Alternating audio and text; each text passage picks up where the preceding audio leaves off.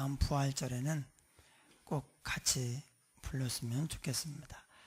예, 우리 인사하겠습니다. 반갑습니다. 잘 오셨습니다. 반갑습니다.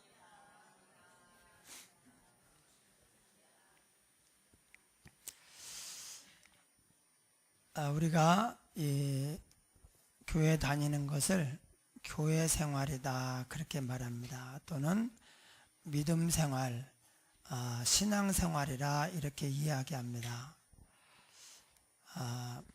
우리 인생을 어떻게 정의하느냐에 따라서 인생의 목적이 달라지고 또 그 채워가는 내용이 달라집니다. 인생은 한마디로 말하면 신앙생활입니다. 다른 것은 다 사라져요. 예, 나중에는 아무런 의미가 없습니다. 인생은 신앙생활이에요. 믿음은 영원히 남는다고 했습니다.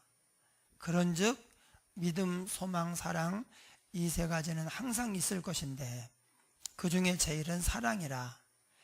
제일은 사랑이지만 믿음과 소망은 그러면 좀 가치가 떨어지느냐? 그렇지 않습니다. 믿음과 소망도 영원히 남는 우리 삶의 보석과 같아요. 성경은 믿음을 금이라고 이렇게 말하고 있습니다. 그래서 우리는 인생을 살면서 어떻게 하면 믿음이 성장할까? 어떻게 하면 믿음이 커지고 단단해질까? 우리가 애를 쓰면서 살아가야 됩니다. 성경에 보니까 믿음이 어떻게 성장하느냐? 믿음은 들음에서 나며 그랬어요. 들음에서 나며. 하나님 말씀을 들어야 됩니다. 성경을 읽으면서 하나님의 음성을 들어야 됩니다.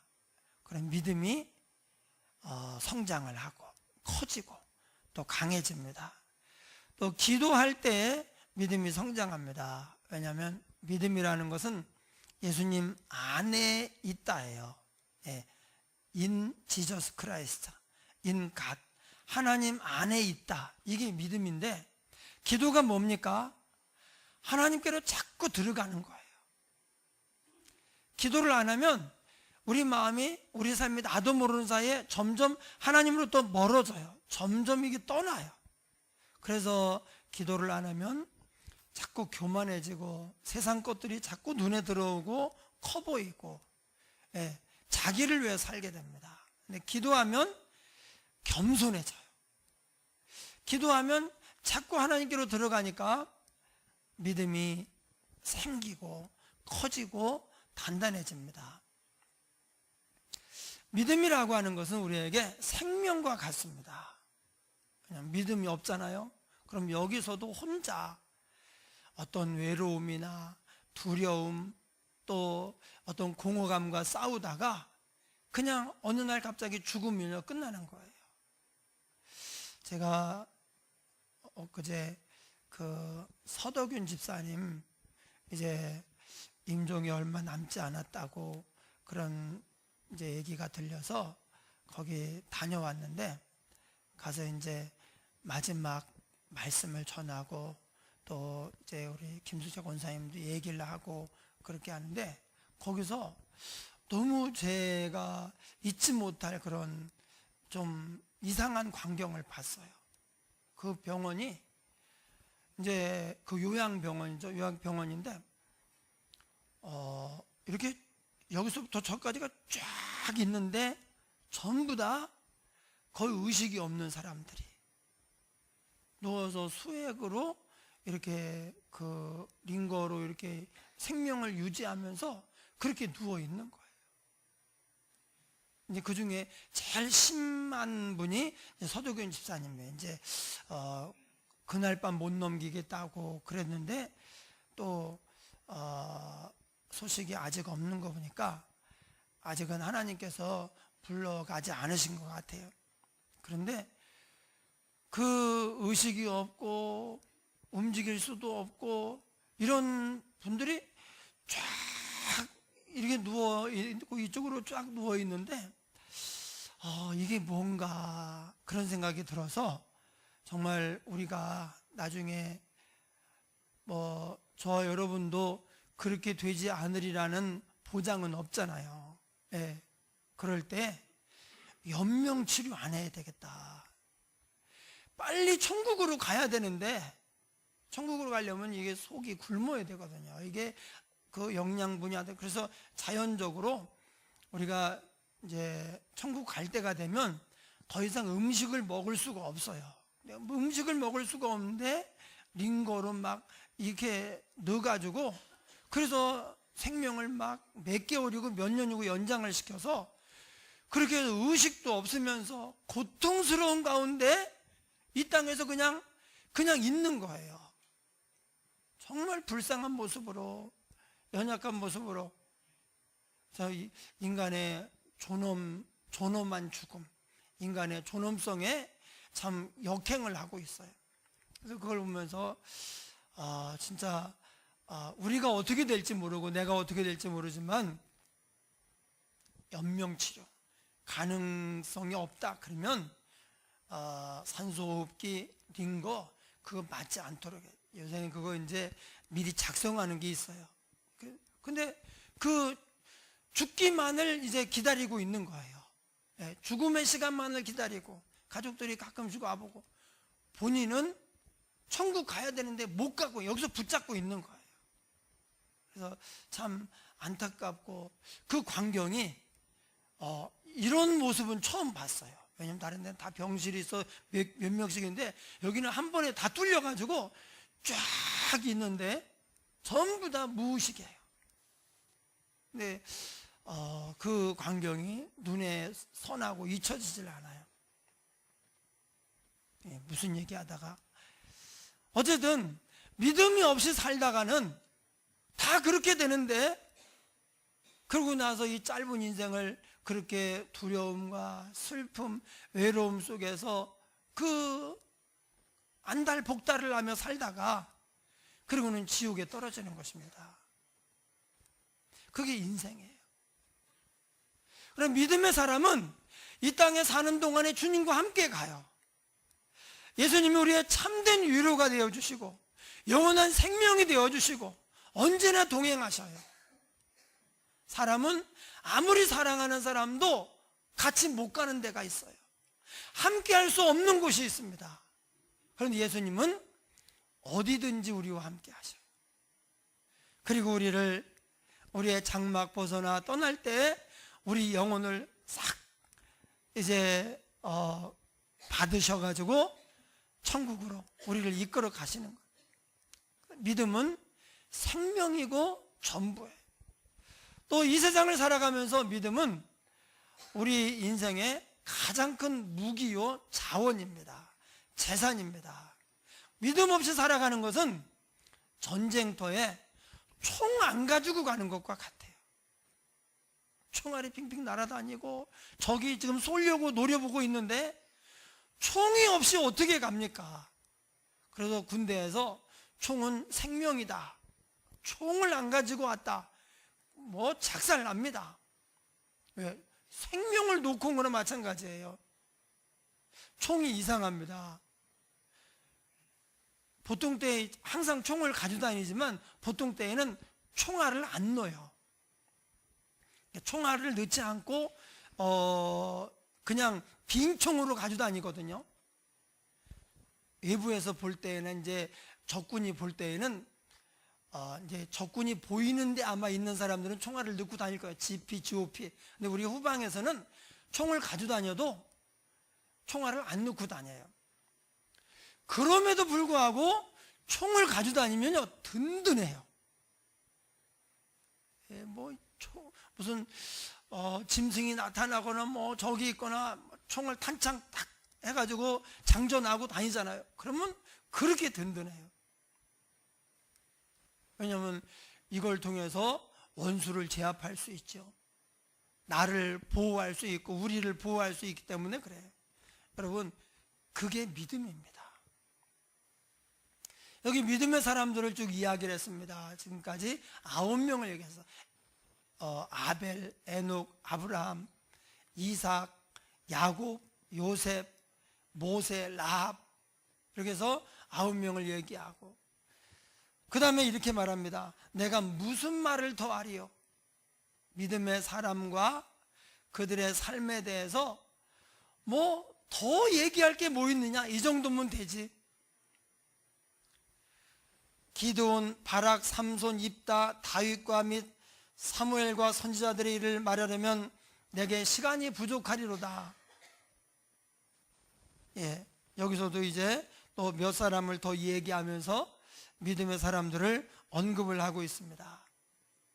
그들이 믿음으로 나라들을 이기기도 하며 의를 행하기도 하며 약속을 받기도 하며 사자들의 입을 막기도 하며 많은 믿음의 용사들이 하나님을 의지하고 원수를 쳐서 작은 인원이 많은 적을 치기도 하고, 삼손 같은 경우에는 혼자 들어가서 쑥대밭을 만들기도 하고, 예, 또 다니엘은 하나님만 섬기고 하나님께 기도한다는 이유로 사자굴에 던져졌지만 그 믿음으로 말미암아 하나님이 사자들의 입을 막으셔가지고 잡아먹지 못하게 하셨어요.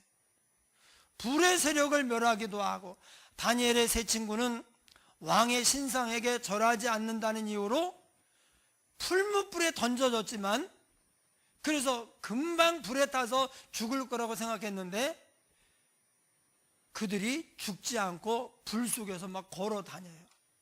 정말 이건 있을 수 없는 일이죠.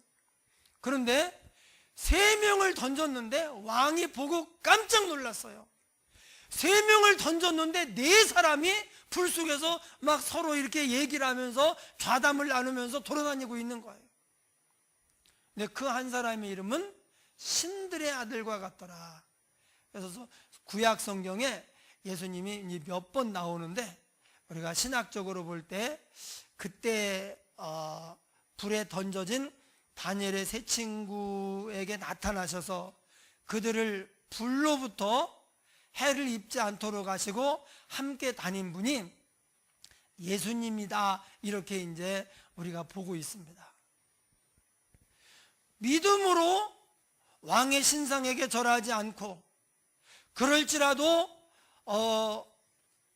이제 왕이 우리를 불에 던지면 하나님이 우리를 구해 주실 것이요, 그렇게 하지 않으실지라도 우리는 왕의 신상에게 절하지 않겠습니다. 이렇게 믿음으로 나아갈 때 하나님이 그 믿음을 외면하지 않으시고 그 뜨거운 풀무불에, 용광로와 같은 불인 거예요. 풀무불, 거기에 던져졌는데, 그런데 주님이 오셔서 그들을 건져내셨어요. 믿음으로 불의 세력을 멸하기도 하고 칼날을 피하기도 하며 연약한 가운데서 강하게 되기도 하고 전쟁이 용감하게 되어 이방 사람들의 진을 물리치기도 하며. 믿음은 2가지 큰 능력이 있습니다. 첫 번째는 뭐냐? 우리가 하나님을 온전히 믿을 때 우리의 능력 이상의 역사가 우리의 삶에 나타납니다. 총을 가지면 나보다 몇 배 힘이 세고 무서운 사람도 내가 그냥 죽일 수 있어요.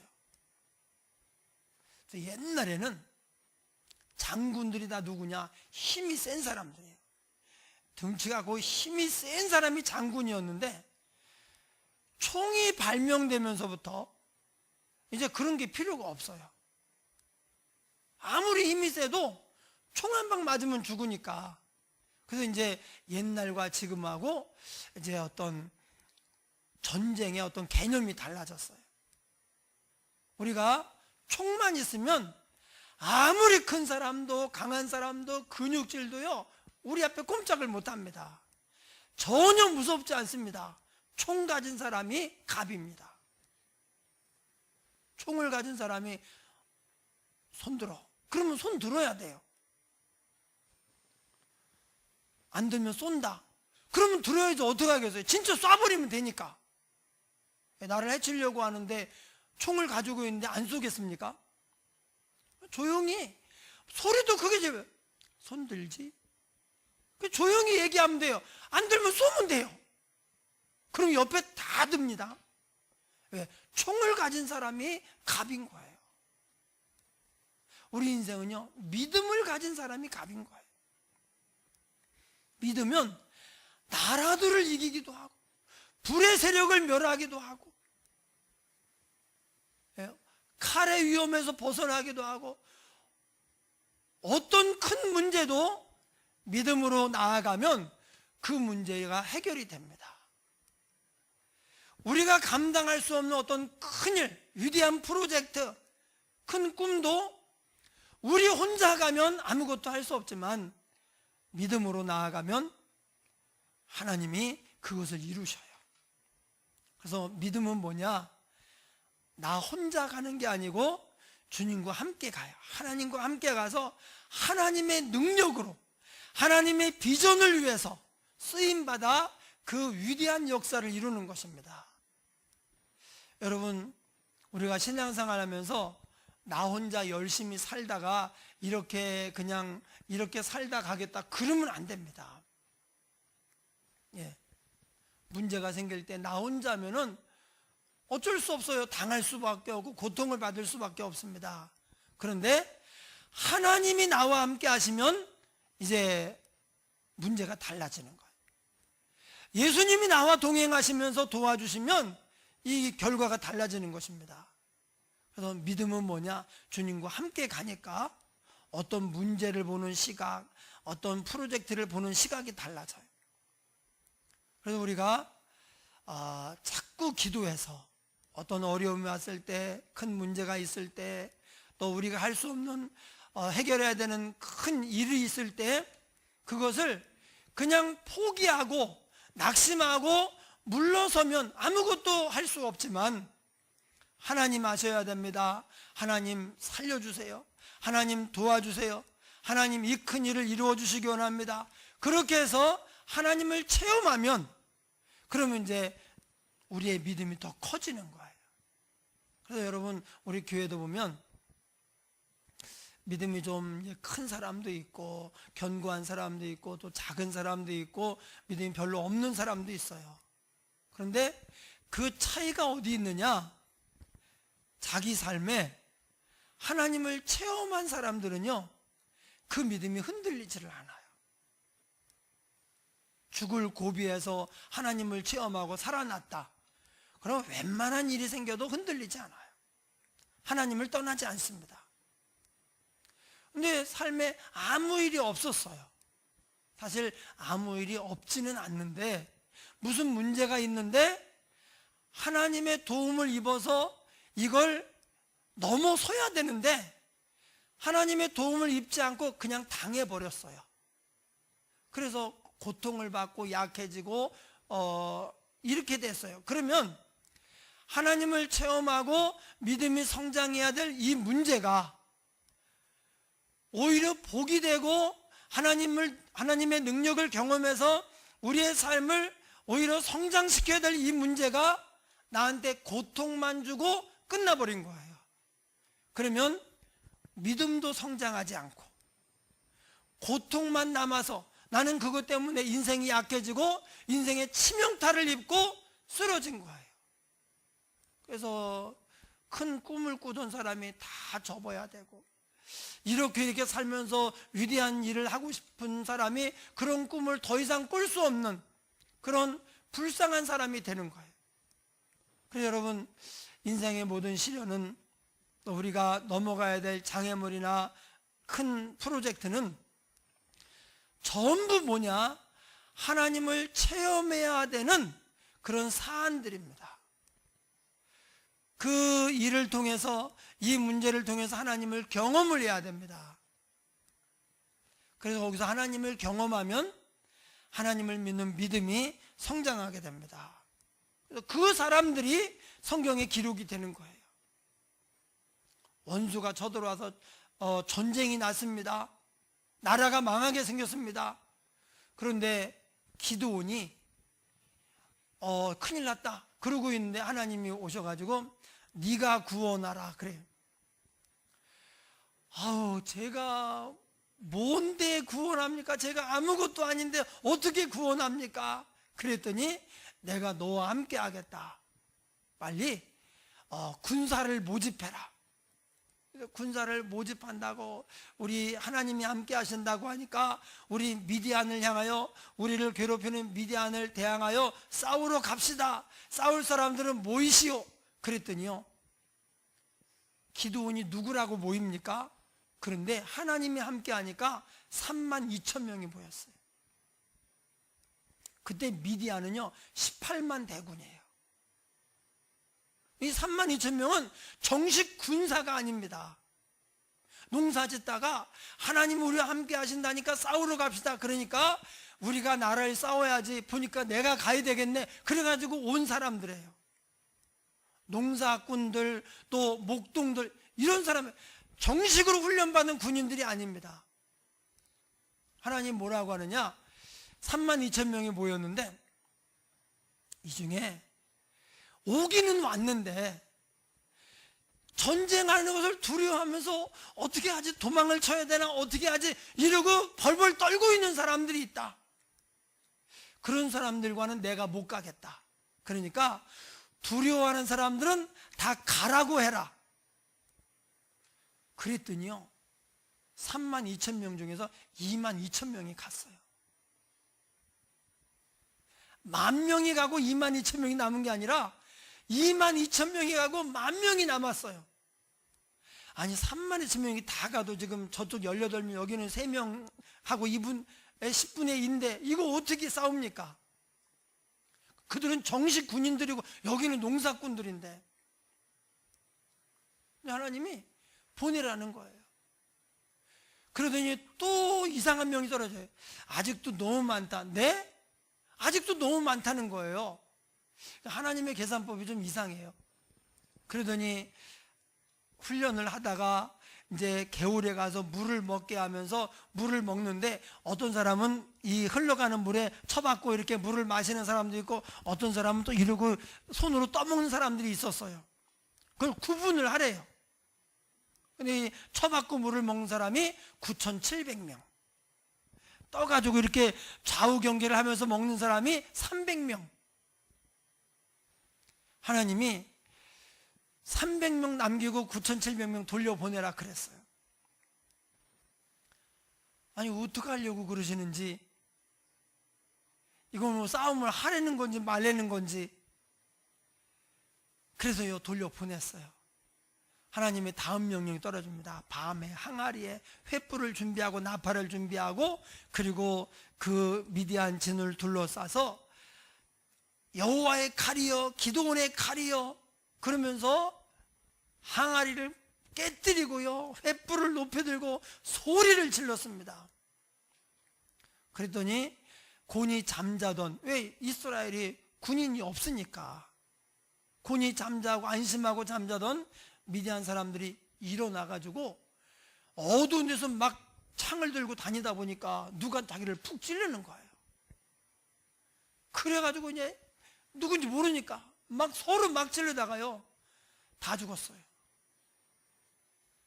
이스라엘이 뭐 손을, 칼을 뺄 것도 없이 자기들끼리 싸우다가 다 죽었는데, 마지막 몰살됐어요. 마지막 남은 사람은 이제 안 죽었는데 마지막 찔렀는데 찔른 상처 때문에 죽었어요. 네, 마지막 남은 사람도 죽어야 다 죽은 거잖아요. 하나님이 그렇게 하셨어요. 하나님은 우리의 힘으로 우리가 무엇을 하는 것을 그렇게 대단하게 보지 않아요. 우리가 하나님 안에 들어가서 하나님 손에 붙잡혀서 그때부터 순종하며 싸움을 해야 됩니다. 내 힘으로 해서, 그럼 우리가 워낙 지금 대단해, 우리가 정말 잘 훈련받은 군인들이라, 그러면 하나님의 영광은 없어지는 거예요. 그래서 하나님께서 겨우 32,000 모였는데, 두려워 떠는 사람은 가라고 해서 10,000명 모였는데, 그 중에서도 이 9,700명에게 무슨 문제가 있는 게 아니에요. 그런데 이들은요 겁이 없는 사람들이에요. 한번 싸우러 가자, 하나님이 함께 하는데 뭐, 이런 사람들인데 아직도 많다는 거예요. 이번에 전쟁은 나에게 달려있는 것을 내가 보여주겠다. 나만 의지해라, 그렇게 하시는 거예요. 여러분, 우리 앞에 전쟁과 같은 일이, 우리의 인생을 송두리째 뒤집어 엎는 것 같은 그런 큰 충격이, 질병이나 문제가 생겼을 때 예수님 떠나서 혼자 그 고통을 받으면 안 됩니다. 그 문제를 가지고 주님께 가지고 오라는 거예요.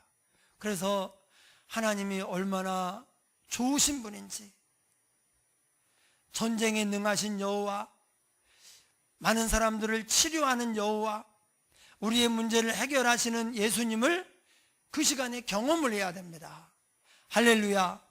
그래서 믿음은 우리 능력 이상의 능력으로 살게 하는 하나님의 능력, 그것을 체험하는 게 믿음이에요. 그래서 뭐라고 말합니까?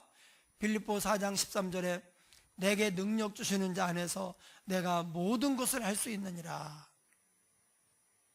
그러니까 내가 가진 게 없어서, 내가 워낙 약해서, 환경이 이래서 안 돼, 그건 믿음의 눈으로 보는 것이 아닙니다. 믿음의 눈으로 본다는 것은 하나님의 시각으로 보는 거예요. 하나님이 함께 하시면 내가 모든 것을 할 수 있습니다. 꿈을 꾸면서 기도하면서 나아가는 거예요. 하나님이 그런 사람들을 통해서 큰 비전을 이루시고, 그런 사람들에게 능력을 주고 물질의 복을 주셔서 하나님의 큰 역사를 행하시는 것입니다. 그리고 두 번째는 뭐냐? 이 뒤에 보니까 심한 고문을 받되 구차히 풀려나기를 원하지 아니하였으며 어떤 이들은 조롱과 채찍질뿐 아니라 결박과 옥에 갇히는 시련도 받았으며 돌로 치는 것과 톱으로 켜는 것과 시험과 칼로 죽임을 당하고 양과 염소의 가죽을 입고 유리하여 궁핍과 환난과 학대를 받았으니. 믿음이 없는 사람들은요, 이 세상의 삶이 전체예요. 그 다음에는 진짜 고통스러운 지옥이 기다리고 있기 때문에 이 세상에서 잘 살아야 돼요. 오직 유일한 목표가 이 세상에서 잘 사는 거예요. 그러니까 여기서 고난을 받는다, 고통을 받는다, 불편하게 산다, 욕을 먹는다, 막 얻어맞고 손해를 본다, 이것을 견딜 수가 없는 것입니다. 여러분, 우리의 삶이라고 하는 것, 특히 믿음의 사람, 천국의 소망을 가지고 사는 사람들은 조금 편하게 산다고 해서 몸이 좀 편한데 마음이 불편하면 안 됩니다. 조금 손해 안 보고 어떤 유익을 얻었는데 이게 부정한 방법으로 이렇게 하면 안 됩니다. 조금 불편해도, 손해를 봐도 마음이 편해야 돼요. 하나님 앞에 정당해야 돼요. 떳떳해야 됩니다. 그래서 우리 삶은 여기서 그냥 편하게 살고 쉽게 살고 잘 살고 여기서 행복을 누리고 이게 끝이라고 생각하면 안 돼요. 이 땅에서 고난을 조금 당하더라도, 욕을 먹고 좀 힘든 삶을 살더라도 하나님이 기뻐하시는 삶을 살고, 이 고난을 통해서 하나님께서 뭔가를 하신다면 우리는 이 고난을 기쁘게 감당할 수 있어야 됩니다. 그런데 믿음이 없으면 본능적으로 고난을 배척하게 돼 있어요. 믿음이 없으면 누가 죽인다고 하는데 그걸 어떻게 참습니까? 예수를 안 믿는다고, 하나님이 없다고 고백을 하고 선언하고 그러면 내가 살려주겠다. 근데 그렇지 않으면 지금 막 참수를 하고 아니면 굶주린 사자의 밥이 되게 하고 이렇게 한다고 하면 어떻게 하겠어요? 당연히 믿음 없는 사람들은 하나님이 있기는 어디 있습니까? 저는 하나님 안 믿습니다. 그러고요, 하나님 부인하고 거기서 이제 목숨을 구걸하죠. 근데 믿음의 사람들은 예수님께서 나를 구원하시려고 나를 부인하지 않으셨는데, 하나님의 아들이 그 십자가의 죽음을 당하셨는데 나같이 하찮은 인생이 목숨 살겠다고 어떻게 그분을 모른다고 할 수 있는가? 그래서 기쁘게 순교를 하는 거예요. 예. 물질의 손해를 기쁘게 받는 거예요. 여러분, 믿음이 없는 사람들은요, 돈이 최고입니다. 그래서 돈을 벌기 위해서 양심을 팔아먹습니다. 신앙을 부인합니다. 예, 주님의 뜻이고 뭐고 돈이 최고니까. 믿음의 사람들은 그럴 수가 없잖아요. 돈이 최고가 아니니까. 어떤 사회적인 명예나 내 행복이나 그저 편하게 살고 잘 살고 하는 게 최고가 아니기 때문에 그보다 더 중요한 게 하나가 있단 말이에요. 믿음으로 사는 거예요. 그래서 우리가 이 세상을 살아가는 중에 고난이 와도 명분 있는 고난, 하나님께서 기뻐하시는 고난은 기쁘게 받는 거예요. 여러분, 사도행전 16장에 그 사도 바울이 빌립보 감옥에 갇혔잖아요. 귀신 들린 여종의 귀신을 쫓아냈다는 이유로 그 주인들이 사도 바울을 잡아가지고 때렸어요. 아주 심하게 때렸습니다. 막 뼈가 드러나고 막 살이 다 터지고 할 정도로 그렇게 때리고, 그리고 감옥에 가뒀어요.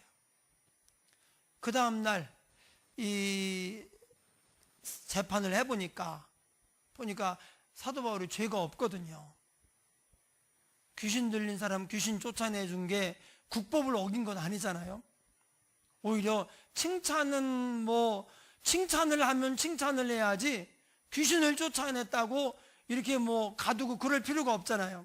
그래서 나가도 된다고 하니까 그제서 사도 바울이 노발대발하면서 이놈들이 어디서 로마 사람인 우리를 죄도 정하지 않고 때리고 감옥에 가도 높은 사람 나오라 그래. 막 이러고 막 컴플레인을 제기하는 거예요. 당시에는 로마가 전 세계를 다스렸잖아요. 지중해, 그때는 세계가 거기가 단 줄 알았으니까. 로마의 시민권을 가진 사람에게는 많은 특권이 있었는데, 심지어 죄를 지었다고 할지라도, 어떤 잘못을 했다고 할지라도 로마 시민권을 가진 사람은요, 함부로 못 때렸어요. 로마인이다 그러면 못 때려요. 정식으로 재판을 해가지고 유죄 판결이 나올 때까지는요, 몸에 손을 못 댑니다. 때리거나 체포해서 감옥에 가둘 수가 없었습니다. 그리고 이놈들이 좀 재판을 공정하게 하지 않는 것 같으네. 그러면 나는 여기서 재판을 안 받고 로마 황제에게 가서 재판을 받겠다. 그러면은 이 사람을 로마까지 데리고 가는 비용이 얼마나 많이 들든지 간에 대법원으로 가는 거예요. 로마에 가서 로마에서 재판을 받게 돼 있어요. 이건 엄청난 특권이에요. 그래서 사도 바울이 예루살렘에서 잡혔는데 나는 로마의 황제에게 재판을 받겠다, 로마로 압송이 되잖아요. 그게 사도행전 27장 28장 얘기 아닙니까? 만약에 로마 사람을 유죄 선고도 안 내리고 재판도 안 하고 때렸다, 감옥에 가뒀다, 그러면요, 윗대가리 다 모가리 잘리는 거예요. 진짜 목을 자르는 게 아니고 다 옷 벗어야 되는 거예요. 그 총독이고 뭐고 싹 옷 벗어야 되는 거예요. 그렇게 무서운, 그렇게 큰 잘못이에요. 사도 바울이 로마 사람 난리가 났습니다. 막 온손 소동을 했습니다. 벌벌 떨고 있는데 괜찮다고, 그리고 유유히 딱 빠져나갔어요. 그 소문이 성에 쫙 퍼졌습니다. 어저께 잡혀가지고 매 맞을 때 나는 로마 사람이요 그랬으면요 올스톱입니다. 근데 막 그렇게 때리고 막 뼈가 막 삐져나오고요, 살이 다 터지고 그렇게 팬 거예요, 몽둥이로. 근데 그때는 가만히 있다가 쇠사슬에 매가지고 감옥에 가둘 때 가만히 있다가 나가라고 하니까 그때서 로마 사람이라고 하는 이유가 뭘까요? 아, 내가 로마 사람인 걸 어저께 까먹었었네. 그게 아니고, 만약에 어저께 얘기했으면 이제 그 밤에 간수와 그의 가족, 친구들이 다 구원을 받습니다. 밤중쯤 되어, 자정쯤 되어 바울과 실라가 감사하며 찬송할 때 옥토가 흔들리고 지진이 나가지고 옥문이 열리고 창고가 다 풀어지고 죄수들까지 다 그렇게 됐어요. 그걸 보고 간수가 자결하려고 하니까 우리 도망 안 갔으니까 그러지 말라고. 그때 이 간수가 근본적인 질문을 합니다. 선생님, 우리가 무엇을 하여야 구원을 얻으리까? 주 예수를 믿으라. 그리하면 너와 내 집이 구원을 얻으리라. 그래서 그날 밤에 바울을 데려다가 씻기고 약을 발라주고요. 그리고 자기 아는 사람을 다 불렀어요. 그 밤에. 그래가지고 복음을 듣고 세례를 다 받았어요. 또 거기 보니까 바울과 실라가 찬송하며 감사할 때 죄수들이 듣더라 그랬습니다. 이것은요, 시끄럽. 한밤중에 뭐야 이거, 잠도 못 자게 못 들라는 짓이야, 이런 얘기가 아닙니다. 귀를 기울여서 무슨 일이 벌어지고 있나, 어떻게 되는가 귀 기울여 들었다는 얘기예요.